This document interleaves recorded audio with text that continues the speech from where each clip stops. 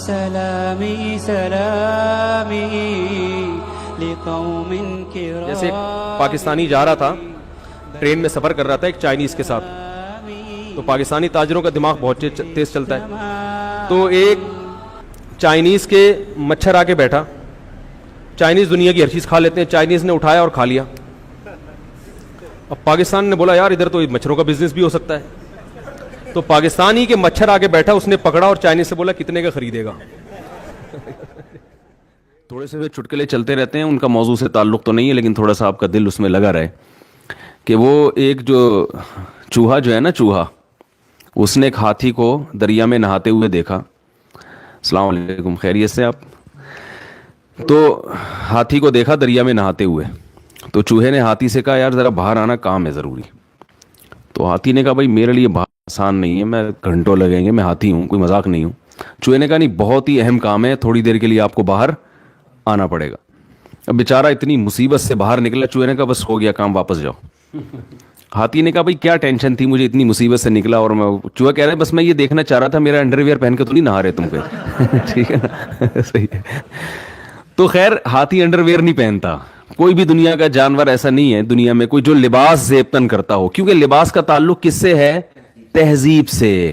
انسان ہمیشہ سے لباس پہنتا آیا ہے, یہاں تک کہ قرآن مجید میں اللہ نے فرمایا ہے کہ جب آدم علیہ الصلاۃ والسلام سے خطا ہوئی ہے جنت میں, تو اس خطا کے بدلے میں اللہ نے جو سب سے پہلی سزا دی ان کا لباس چھین لیا. حالانکہ وہ دونوں میاں بیوی تھے, حضرت آدم اور حوا, لیکن ان میں اتنی حیا تھی کہ فتفقا یخصفان علیہما من ورق الجنہ, کہ جنت کے درختوں کے پتوں سے اپنے جسم کو ڈھانپنے لگے.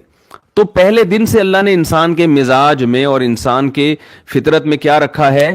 تہذیب. لباس کا تعلق کس سے ہے؟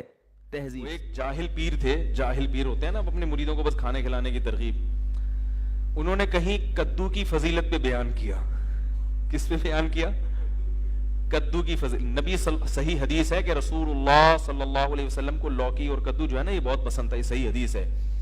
حضرت انس بن مالک رضی اللہ تعالیٰ عنہ فرماتے ہیں کہ جب ایک صحابی نے حضرت انس بن مالک کو دیکھا کہ وہ سالن پکا ہوا ہے, اس میں جہاں جہاں کدو ہے نا, تو حضرت انس بن مالک وہ کدو تلاش کر کر کے کھا رہے ہیں. تو کسی نے پوچھا کہ ایسا کیوں؟ فرمایا میں نے نبی صلی اللہ علیہ وسلم کو ایسے ہی دیکھا. آپ کو لوکی پسند تھی, صحت کے لیے بھی بڑی زبردست چیز ہے, لیکن یہ ایک طبعی چیز ہے نا, کوئی ضروری نہیں کہ ہر آدمی کو پسند ہو, یہ تو طبعی چیز ہے.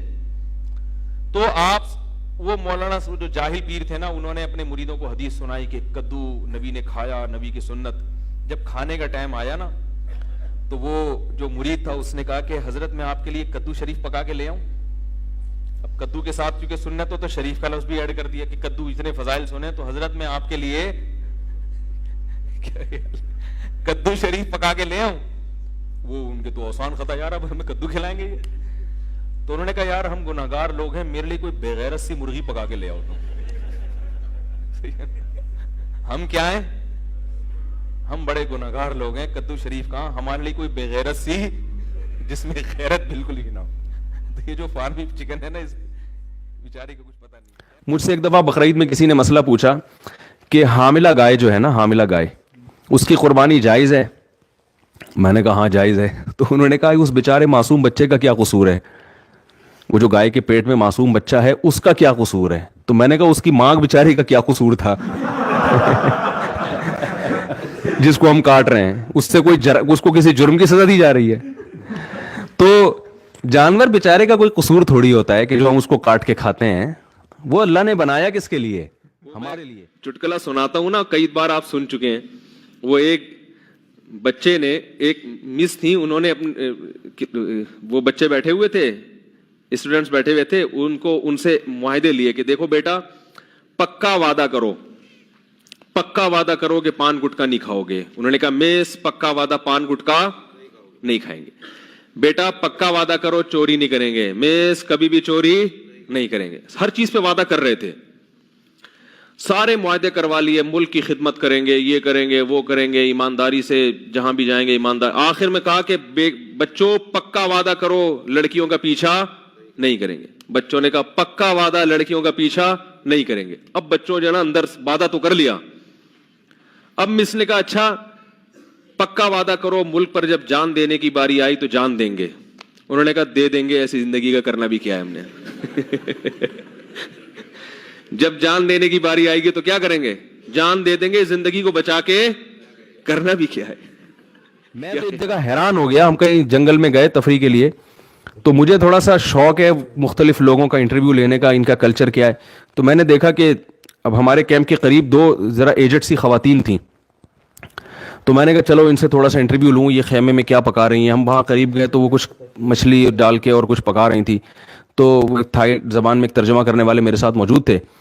تو وہ انہوں نے بتایا کہ یہ مفتی صاحب ہیں, ہمارے عالم ہیں, یہ آئے ہیں, یہ آپ سے انٹرویو لینا چاہتے ہیں. میں نے ان سے پوچھا آپ کیسے رہتے ہیں, کیا کھاتے ہیں, تو گپ شپ ہوئی. تو پھر جب انہوں نے تعارف کروایا نا کہ ہمارے عالم ہیں یا مذہبی رہنما ہیں, تو پھر وہ کہنے لگیں خواتین کہ آپ, وہ تھیں تو بدھسٹ تھیں, تو انہوں نے کہا آپ ہمارے لیے گاڈ سے دعا کریں کہ اللہ ہمیں اولاد دے دے. تو میں نے کہا یہ دونوں لیڈیز کے اولاد, یعنی شاید ہمیں سے مراد ہو, ان کے میاں کہیں اور رہتے ہوں گے, دونوں کی اولاد نہیں ہوئی. تو میں نے کہا کہ وہ کیا مطلب آپ دونوں کے, یعنی شوہر کہاں ہیں؟ تو پتہ چلا کہ یہ ان کا شوہر ہے اور یہ کیا ہیں. تو میں نے ان کو, ویسے وہ اردو سمجھتے بھی نہیں تھے, میں نے تھوڑا مزاق کیا, میں نے کہا اسی وجہ سے تو اولاد ہو نہیں رہی. بھائی اولاد کے لیے ایک کا عورت ہونا تو دوسرے کا مرد ہونا, یہ تو دونوں فرشتے بھی کنفیوز ہو رہے ہیں کہ یار یہ کیا مسئلہ ہوا کیا ہے. ٹھیک ہے کہ بھائی ان کو اولاد اللہ کی طرف سے دے کیسے ہم. تو ایسے عجیب فیشن ان لوگوں کے کہ مرد نظر نہیں آتا اور عورت نظر نہیں آتی. تو اسلام نے حکم دیا کہ مرد ہو تو حلیہ کیسا ہونا چاہیے, یہ نیچر ہے بھائی, مرد بن کے رہے اور عورت بن کے رہے. وہ ایک آدمی کسی کے یہاں رشتہ, بیان ختم ہو گیا, جو جانا چاہیں جا سکتے ہیں. ایک آدمی کسی کے گھر میں رشتہ لینے کے لیے گیا, تو وہ لڑکی کے ابا نے نا, جو لڑکا آیا تھا رشتہ لینے کے لیے, اس کے سامنے چائے اور بسکٹ رکھ دیے. اب وہ لڑکا وہ ڈبو کے کھا رہا ہے نا, تو لڑکی کے والد نے بولا کیا ہے, اس کو تو تمیز نہیں ہے کھانے کی, تو انکار کر دیا رشتے کا. اب لڑکے کو بڑی شرمندگی, بھی بہت افسوس ہوا یار یہ کیا ہو گیا, اور پتہ بھی تھا کہ کیوں انکار کیا. تو باہر نکل کے لڑکی کے ابا سے کہتے ہیں رشتے کا آپ نے انکار کر دیا, افسوس تو بہت ہوا, مگر ڈبو کے کھانے کا اپنا ہی مزہ ہے. ڈبو کے کھانے کا اپنا ہی مزہ ہے, تو وہ تھوڑی چھوڑیں گے ہم. اور حقیقت ایسے ہے, حقیقت ہے, چائے بسکٹ رکھے ہو نا, میرا اپنی ظاہر بھی ہے کہ ڈبو کے کھانے کا شرم تو آ رہی ہوتی ہے انسان کو, لیکن جو مزہ آتا ہے ڈبو کے کھانے میں, وہ بغیر پاپے جتنا ڈبو کے کھانے میں مزہ آتا ہے. تو بسکٹ ہو کوئی بھی چیز ہو, ڈبو کے کھانے کا بہرحال اپنا مزہ ہے. تو اب کوئی بھی, میں کہیں جاتا ہوں نا, کوئی لوگ چائے بسکٹ رکھ دیتے ہیں زبردستی کہ کھا وہ لو, تو پھر میں ڈبو کے ہی کھاتا ہوں, اور میں بولتا ہوں بھائی ڈبو کے کھانے کا اپنا مزہ ہے. آپ کو لگے گا مفتی صاحب کیا کر رہے ہیں, بھائی ہم آپ کی وجہ سے مزہ تھوڑی. جب مدرسے گئے نا, تو ایک تو ملا کے لفظ سے بھی ایک وحشت ہوتی تھی, اوپر سے مدرسے گئے تو انہوں نے ظلم یہ کیا کہ ٹینٹ کرانے کا حکم دے دیا. پہلے ہی ہم کالج کی لائن میں, وہ ہر وقت جو ہے نا, وہ کہیں گلاس نظر آتا تو بالوں کی پف بنا رہے ہیں, یہ کر رہے ہیں, وہ کر رہے ہیں. ایک تو اتنی بڑی قربانی دی کالج لائف کو چھوڑ کر, وہ عیاشیوں کو چھوڑ کر. حضرت کا مدرسہ بھی ایسا تھا, 8 طلبہ تھے اس وقت ٹوٹل, کوئی بڑا مدرسہ بھی نہیں تھا. تو اس میں جانا ایک, میں سمجھتا ہوں اللہ نے قربانی لے لی, اور اوپر سے آرڈر کیا آیا کہ یہ کیا کرا دو, اب بڑا طبیعت پہ شاک گزرا. گھر میں جائیں گے تو گھر والے اور مذاق اڑائیں گے, لوگ بھی, دوست احباب بھی, یار کیا بنا کے. اس لیے میں مدرسوں میں ٹینٹ کرانے کے بہت زیادہ خلاف ہوں. اور یہ جو میں نے بال رکھے تھے نا 8-10 سال زلفیں, یہ اس ٹینٹ کے احتجاج میں رکھی تھی. جیسے ہی مدرسے سے فارغ ہوئے بال چھوڑ دی, لیکن کیونکہ گنجوں کا مذاق اڑایا تو اس کی سزا ہے کہ آج میں خود. خیر وہ ٹینٹ تو میں نے کرائی, دوبارہ رکھ لیں گے بال انشاءاللہ. تو ان دنوں میں جب ہم روزانہ, یعنی ہر تھوڑے دن کے بعد آرڈر آتا تھا کہ ٹینٹ کرا لو, تو ایک دن میں افسردہ بیٹھا ہوا تھا, تو ایک طالب علم تھا, اس نے مجھے ایک شعر سنایا تو بڑی تسلی ہوئی. شعر اصل میں تو یوں ہے, رضینا قسمت الجباری فینا, حضرت علی کا شعر ہے رضی اللہ عنہ.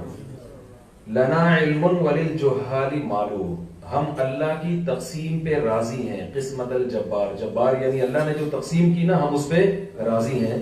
لنا علم, کہ اللہ نے ہمیں علم دیا. وللجہال مال, اور جو پڑھے لکھے نہیں ہیں ان کو اللہ نے دولت دے دی. یعنی ان کو دولت دے دی اور ہمیں کیا دے دیا؟ علم. آگے اس کی وجہ کہ ہم کیوں اللہ کی اس تقسیم پہ راضی ہیں؟ فَإِنَّ الْمَالَ يَفْنَى عَنْ قَرِيبٍ وَإِنَّ الْعِلْمَ يَبْقَى لَا يَزَالُ. اس لیے کہ مال عن قریب فنا ہونے والا ہے اور علم ہمیشہ باقی رہنے والا. تو اصل شعر یوں تھا. تو اس طالب علم نے اس کو چینج کیا. جب بار بار اس طرح پھر رہا تھا نا، سر پہ ٹنڈ ہو رہی تھی، تو تسلی کے لیے بھی شاعری کہی جاتی ہے نا، اپنا غم ہلکا ہو جائے. تو اس نے کہا کہ یہ شعر یوں ہونا چاہیے: رضینا قسمت الجباری فینا لنا ٹنڈن وللجہال بالو. کہ ہم اللہ کی اس تقسیم پہ راضی ہیں کہ ہماری ٹنڈ اور جاہلوں کے سر پہ بال. آگے دلیل: فَإِنَّ الْبَالَ يَفْنَى عَنْ قَرِيبٍ وَإِنَّ الْٹِنْڈَ يَبْقَى لَا يَزَالُ. اس لیے کہ بال عن قریب ختم ہو جائیں گے اور ٹنڈ ہمیشہ بڑھ گئے. ٹنڈ ہمیشہ کیا رہے گی؟